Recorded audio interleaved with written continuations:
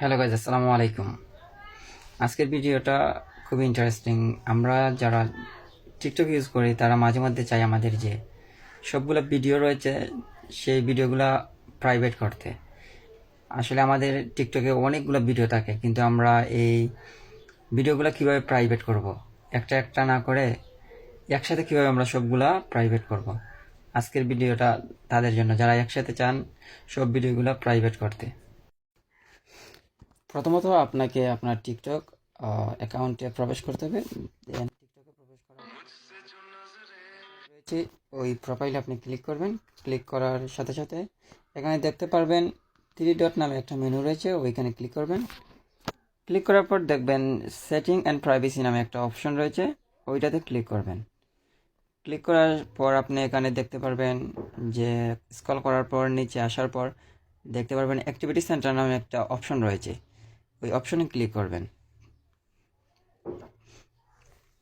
Click করার পর এখানে দেখতে পাচ্ছেন ডেইলি অ্যাভারেজ স্ক্রিন টাইম, এইগুলা দেখে এখানে দেখতে পারবেন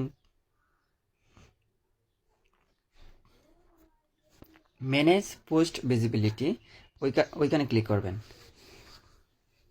ক্লিক করার পর দেখতে পাচ্ছেন এখানে আমার সবগুলা ভিডিও রয়েছে, ওই ভিডিওগুলো আমি এখন কিভাবে প্রাইভেট করব। সো আপনি এই যে গোল চিহ্ন রয়েছে বৃত্তর মতো, ওইখানে ক্লিক করবেন। ক্লিক করার সাথে সাথে আপনি যতটা ভিডিও চাচ্ছেন সবগুলো ভিডিও আপনি একসাথে পারবেন প্রাইভেট করতে। তারপর নেক্সটে ক্লিক করবেন। ক্লিক করার পর এখানে এভরিওয়ান আছে, অনলি মি আছে, ফ্রেন্ড আছে। এখানে মনে করেন আমি অনলি মি করে ফেললাম। তারপর এই আপডেটে ক্লিক করবেন।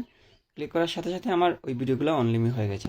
এখানে এখন আমি অনলি মিতে ক্লিক করলাম, দেখতে পাচ্ছেন আমার অনলি মিতে এই ভিডিওগুলো চলে আসছে। এভরিওয়ানে এই ভিডিওগুলো আর নেই।